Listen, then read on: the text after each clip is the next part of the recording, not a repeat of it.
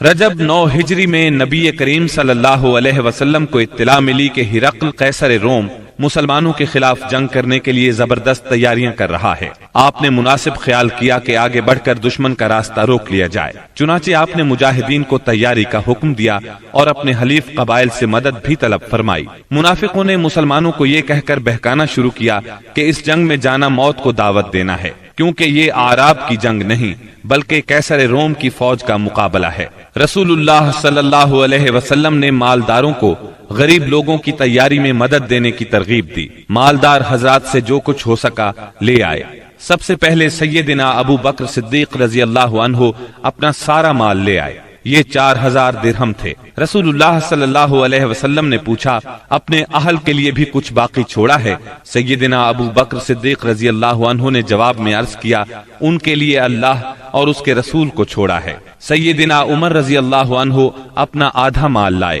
سیدنا عثمان بن عفان رضی اللہ عنہ کے متعلق کہا جاتا ہے کہ انہوں نے 10,000 دینار، پالان اور کجاوے سمیت 300 اونٹ اور 50 گھوڑے دیے۔ اس پر نبی کریم صلی اللہ علیہ وسلم نے ان کے بارے میں فرمایا، آج کے بعد عثمان جو بھی کریں انہیں نقصان نہیں ہوگا۔ اس کے بعد عثمان رضی اللہ عنہ نے پھر صدقہ کیا، پھر اور صدقہ کیا، یہاں تک کہ ان کے صدقے کی مقدار نقدی کے علاوہ 900 اونٹ اور 100 گھوڑے تک جا پہنچی۔ سیدنا عبد الرحمن بن عوف رضی اللہ عنہ 200 اوقیہ یعنی 8000 درہم کے برابر چاندی لائے۔ سیدنا عباس رضی اللہ عنہ بہت سا مال لائے۔ سیدنا طلحہ، سعد بن عبادہ اور محمد بن مسلمہ وغیرہ بھی مال لے کر آئے۔ سیدنا عاصم بن عدی رضی اللہ عنہ 90 وسق یعنی 13,500 کلو کھجوریں لائے۔ باقی صحابہ نے بھی اپنی اپنی بساط کے مطابق بڑھ چڑھ کر صدقات کی لائن لگا دی، یہاں تک کہ عورتوں نے بھی اپنے زیورات اتار اتار کر آپ کی خدمت میں بھیج دیے۔ تنگ دست صحابہ کرام آپ صلی اللہ علیہ وسلم سے سواری طلب کرنے کے لیے آئے۔ آپ نے فرمایا، میں کچھ نہیں پاتا جس پر آپ لوگوں کو سوار کروں۔ وہ اس حالت میں واپس لوٹے کہ ان کی آنکھیں آنسو بہا رہی تھیں، اس لیے کہ وہ کچھ خرچ کرنے کو بھی نہ پا سکے۔ چنانچہ ان حضرات کو سیدنا عباس اور سیدنا عثمان رضی اللہ عنہما نے تیار کیا۔ نبی کریم صلی اللہ علیہ وسلم نے مدینہ منورہ کا انتظام محمد بن مسلمہ کو سونپا۔ بال بچوں پر سیدنا علی رضی اللہ عنہ کو مقرر فرمایا، خود لشکر لے کر تبوک کی طرف روانہ ہوئے۔ تبوک شام کی سرحد پر واقع ہے۔ نبی کریم صلی اللہ علیہ وسلم نے سب سے بڑا علم سیدنا ابو بکر صدیق رضی اللہ عنہ کے سپرد کیا اور پھر ہر قبیلے کا جھنڈا اس کے سردار کے حوالے کیا۔ غرض اسلام کا یہ لشکر 14 دن میں تبوک پہنچ گیا۔ جب قیصر روم ہرقل کو مسلمانوں کے جوش، جذبے اور تیاری کی اطلاع ملی تو اس نے جنگ کا ارادہ ترک کر دیا۔ آپ نے 20 روز وہاں قیام فرمایا۔ اسی مقام پر قیصر روم کے ماتحت حکام نے آپ سے امان طلب کر کے جزیہ دینا قبول کیا۔ اس کے بعد لشکر اسلام جنگ کے بغیر اپنا مقصد حاصل کر کے واپس لوٹ آیا۔ منافقین نے مسلمانوں میں پھوٹ ڈالنے کے لیے مسجد قباء کے مقابلے میں مسجد زرار تعمیر کی تھی۔ جب نبی صلی اللہ علیہ وسلم غزوہ تبوک کے لیے جانے لگے تو منافقین نے اس مسجد میں نماز پڑھنے کی خواہش کی۔ آپ نے انہیں جواب دیا کہ واپسی پر پڑھاؤں گا۔ واپسی کی خبر پا کر یہ لوگ آگے بڑھے تاکہ رسول اللہ صلی اللہ علیہ وسلم مسجد زرار میں نماز ادا فرمائیں۔ اس وقت اللہ تعالیٰ نے وحی نازل فرمائی اور اپنے رسول کو مسجد زرار کی حقیقت سے آگاہ فرمایا۔ یہ ذکر سورہ توبہ کی آیات 107 اور 108 میں آیا ہے۔ وہی آنے پر رسول اللہ صلی اللہ علیہ وسلم نے منافقین کی تعمیر کردہ مسجد کو گروا دیا، اس کا تمام سامان جلوا دیا۔ 9 ہجری میں چند واقعات تاریخی نوعیت کے پیش آئے۔ تبوک سے واپسی کے بعد اویمر اجلانی اور ان کی بیوی کے درمیان لعان ہوا۔ غامدیہ نامی ایک عورت آپ کی خدمت میں حاضر ہوئی، اس نے بدکاری کا اقرار کیا۔ آپ نے اسے رجم کرنے کا حکم فرمایا، لیکن وہ بچے کی ماں بننے والی تھی، لہٰذا بچے کی پیدائش کے بعد رجم کیا گیا۔ اسہمہ نجاشی شاہ حبشہ نے وفات پائی اور رسول اللہ صلی اللہ علیہ وسلم نے ان کی غائبانہ نماز جنازہ ادا فرمائی۔ نبی صلی اللہ علیہ وسلم کی صاحبزادی ام کلثوم رضی اللہ عنہا کی وفات ہوئی۔ ان کی وفات پر آپ کو سخت غم ہوا اور آپ نے سیدنا عثمان رضی اللہ عنہ سے فرمایا، اگر میرے ہاں تیسری بیٹی ہوتی تو اس کی شادی بھی میں تم سے کر دیتا۔ تبوک سے رسول اللہ صلی اللہ علیہ وسلم کی واپسی کے بعد منافقین کے سردار عبداللہ بن ابی نے وفات پائی۔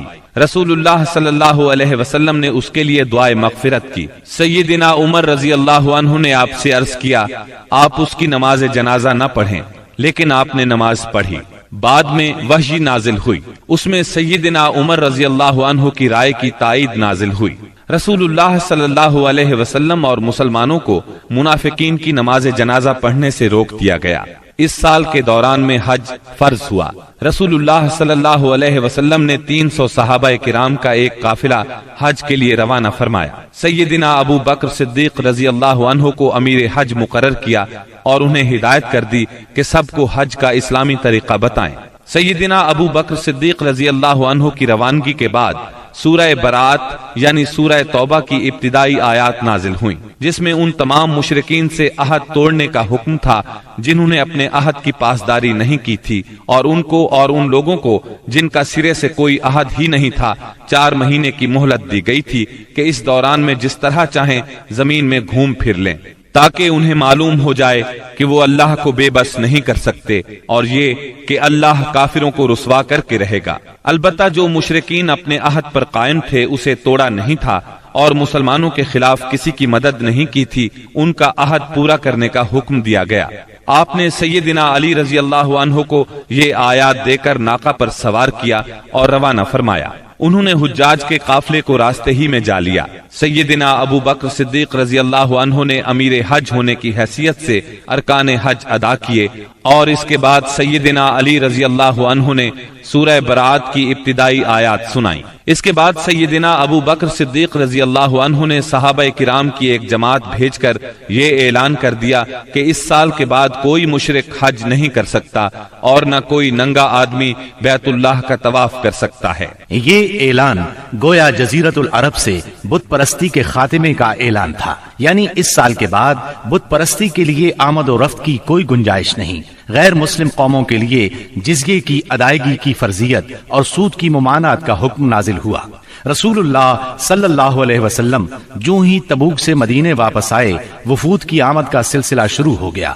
یہ سلسلہ اگلے برس 10 ہجری تک جاری رہا۔ عرب کے قبیلوں اور خاندانوں نے اپنے اپنے نمائندے بھیجے، اور بعض رؤسا، غلام، یتیم، غربا اور خواتین بذات خود مدینہ منورہ آئے تاکہ اسلام اور پیغمبر اسلام کے بارے میں پتہ لگائیں اور خود اپنی آنکھوں سے سب کچھ دیکھ لیں۔ جب یہ لوگ مدینہ آ کر قیام کرتے اور آپ کو دیکھتے تو بعض لوگ تو دیکھتے ہی پکار اٹھتے، اللہ کی قسم یہ چہرہ کسی جھوٹے نبی کا نہیں ہو سکتا۔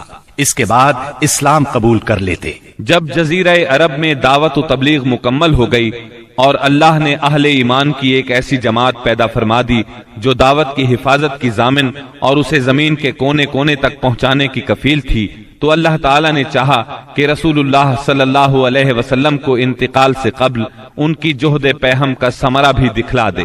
چنانچہ آپ کو ذی الحج 10 ہجری میں بیت اللہ کے حج سے مشرف فرمایا۔ آپ نے حج کا ارادہ فرمایا تو لوگوں میں اس کا اعلان کر دیا۔ آپ کا ارادہ حج سن کر تمام عرب ساتھ جانے کے لیے ٹوٹ پڑا۔ ہفتے کے دن 26 ذیقعد کو آپ نے کوچ کی تیاری فرمائی، بالوں میں کنگھی کی، تیل لگایا، تہبند پہنا، چادر اوڑھی اور ظہر کی نماز کے بعد مدینے سے چل پڑے اور عصر سے پہلے ذوالحلیفہ پہنچ گئے۔ وہاں پہنچ کر 2 رکعت نماز عصر پڑھی اور رات بھر خیمہ زن رہے۔ صبح ہوئی تو صحابہ کرام سے فرمایا، رات میرے پروردگار کی طرف سے ایک آنے والا آیا، اس نے کہا اس مبارک وادی میں نماز پڑھو اور کہو حج میں عمرہ ہے۔ اس کے بعد آپ صلی اللہ علیہ وسلم نے اپنا سفر جاری رکھا۔ ہفتہ بھر بعد مکے کے قریب پہنچے تو ذی طوا میں رات گزاری اور وہیں نماز فجر پڑھ کر غسل فرمایا، پھر مسجد حرام میں داخل ہوئے۔ یہ اتوار 4 ذی الحج کی صبح تھی۔ وہاں حجر اسود کو بوسہ دیا، بیت اللہ کا 7 مرتبہ طواف کیا۔ طواف کے بعد مقام ابراہیم پر نماز پڑھی اور دوبارہ حجر اسود کو بوسہ دیا۔ پھر کوہ صفا پر آئے، صفا اور مروہ کے درمیان سعی کی۔ اس کے بعد اعلان فرمایا، جس شخص کے ساتھ قربانی کا جانور نہ ہو وہ احرام کھول دے۔ 8 ذوالحج ترویہ کے دن آپ مکہ سے مینا تشریف لے گئے۔ اور وہاں 9 ذی الحج کی صبح تک قیام فرمایا۔ ظہر، عصر، مغرب، عشاء اور فجر کی نمازیں وہیں پڑھیں، پھر اتنی دیر ٹھہرے کہ سورج طلوع ہو گیا۔ اس کے بعد عرفہ کو چل پڑے۔ وہاں پہنچے تو وادی نمرہ میں قبہ تیار تھا، اسی میں اترے۔ جب سورج ڈھل گیا تو آپ کے حکم سے آپ کی اونٹنی قصواء پر کجاوا کسا گیا اور آپ بطن وادی میں تشریف لے گئے۔ اس وقت آپ کے گرد 1,24,000 یا 1,44,000 انسانوں کا سمندر ٹھاٹھیں مار رہا تھا۔ آپ نے ان کے درمیان ایک جامع خطبہ ارشاد فرمایا۔ جو لوگ خطبے کے جملوں کو سن رہے تھے وہ دوسروں تک پہنچا رہے تھے اور سنانے کے لیے بلند آواز سے دوہرا رہے تھے۔ آپ صلی اللہ علیہ وسلم نے ارشاد فرمایا، جو لوگ یہاں موجود نہیں ہیں ان کو سننے والے یہ پیغام پہنچا دیں۔ نبی کریم صلی اللہ علیہ وسلم نے اپنے اس خطبے میں ارشاد فرمایا، لوگو میری باتوں کو غور سے سنو، کیونکہ میں نہیں جانتا، شاید اس سال کے بعد اس مقام پر میں تم سے کبھی نہ مل سکوں۔ لوگو، جیسا کہ یہ دن، یہ مہینہ اور یہ شہر مکہ حرمت والا ہے، اسی طرح ایک دوسرے کے جان و مال تم پر حرام ہے۔ سن لو، جاہلیت کی ہر چیز میرے پاؤں تلے رونت دی گئی، جاہلیت کے خون بھی ختم کر دیے گئے، اور ہمارے خون میں سے پہلا خون ربیعہ بن حارث کے بیٹے کا خون ہے، میں اس کو ختم کر رہا ہوں۔ یہ بچہ بنو سعد میں دودھ پی رہا تھا کہ انہی ایام میں قبیلہ بنو حذیل نے اسے قتل کر دیا، اور جاہلیت کا سود ختم کر دیا گیا، اور ہمارے سود میں سے پہلا سود عباس بن عبد المطلب کا ہے، میں اس کو ختم کر رہا ہوں۔ اب یہ سارے کا سارا سود ختم ہے۔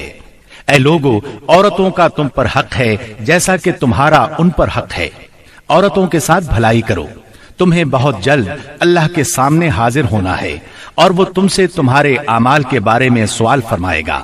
خبردار خبردار، میرے بعد گمراہ نہ ہو جانا۔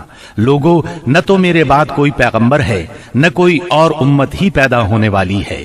خوب سن لو، اپنے پروردگار کی عبادت کرنا، پنجگانہ نماز ادا کرنا، رمضان کے روزے رکھنا، اپنے مالوں کی زکوٰۃ دینا۔ تمام مسلمان محکوم ہوں یا آزاد، یکساں ذمہ داریاں اور حقوق رکھتے ہیں۔ اعمال دین کے سوا کسی کو کسی پر کوئی فضیلت نہیں۔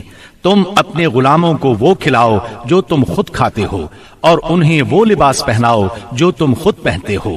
ان پر نہ کوئی ظلم کرو اور نہ ان کا کوئی حق چھینو۔ امانتیں ان کے مالکوں کے سپرد کرنا چاہیے۔ دوسروں پر ظلم نہ کرو تاکہ تم پر بھی ظلم نہ کیا جائے۔ سود حرام ہے۔ شیطان اس سرزمین میں اپنی پرستش سے مایوس ہو گیا۔ پھر فرمایا، اور میں تم میں ایسی چیز چھوڑے جا رہا ہوں کہ اگر تم نے اس کو مضبوطی سے پکڑے رکھا تو اس کے بعد ہرگز گمراہ نہیں ہوگے، اور وہ ہے اللہ کی کتاب۔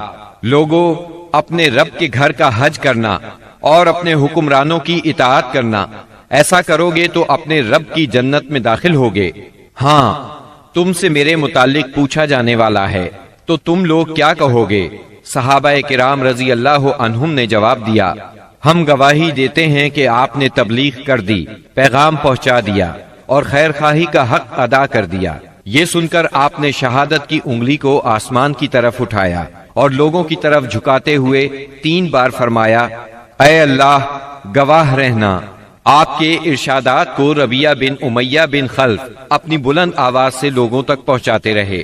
جب آپ خطبہ دینے سے فارغ ہو چکے تو اللہ عز و جل نے میدان عرفات ہی میں تکمیل دین کی آیت نازل فرمائی، آج میں نے تمہارے لیے تمہارا دین مکمل کر دیا اور تم پر اپنی نعمت پوری کر دی، اور تمہارے لیے اسلام کو بحیثیت دین پسند کر لیا۔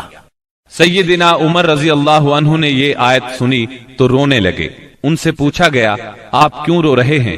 فرمایا، اس لیے کہ کمال کے بعد زوال ہی تو ہے۔ خطبے کے بعد بلال رضی اللہ عنہ نے اذان دی، پھر اقامت کہی۔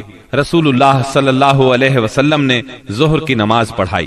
اس کے بعد بلال نے پھر اقامت کہی اور آپ نے عصر کی نماز پڑھائی، اور ان دونوں نمازوں کے درمیان کوئی اور نماز نہیں پڑھی۔ اس کے بعد سوار ہو کر آپ جائے وقوف پر تشریف لائے، اپنی اونٹنی قصواء کا شکم پہاڑوں کی طرف کیا اور جبل مشات یعنی پیدل چلنے والوں کی راہ میں واقع ریت کے تودے کو سامنے کیا اور قبلہ رخ مسلسل اسی حالت میں وقوف فرمایا، یہاں تک کہ سورج غروب ہونے لگا۔ تھوڑی زردی ختم ہوئی پھر سورج کی ٹکیا غائب ہو گئی۔ اس کے بعد آپ نے سیدنا اسامہ رضی اللہ عنہ کو اپنے پیچھے بٹھایا اور وہاں سے روانہ ہو کر مزدلفہ تشریف لائے۔ مزدلفہ میں مغرب اور عشاء کی نمازیں 1 اذان اور 2 اقامت سے پڑھی، درمیان میں کوئی نفل نماز نہیں پڑھی۔ اس کے بعد آپ لیٹ گئے اور طلوع فجر تک لیٹے رہے۔ اس کے بعد آپ نے حج کے باقی امور سر انجام دیے، حتیٰ کہ 13 ذی الحج کو سوار ہو کر خانہ کعبہ تشریف لے گئے، الوداعی طواف کیا اور فجر کی نماز پڑھی۔ پھر مکہ مکرمہ سے نکل کر مدینہ منورہ کی طرف کوچ فرمایا۔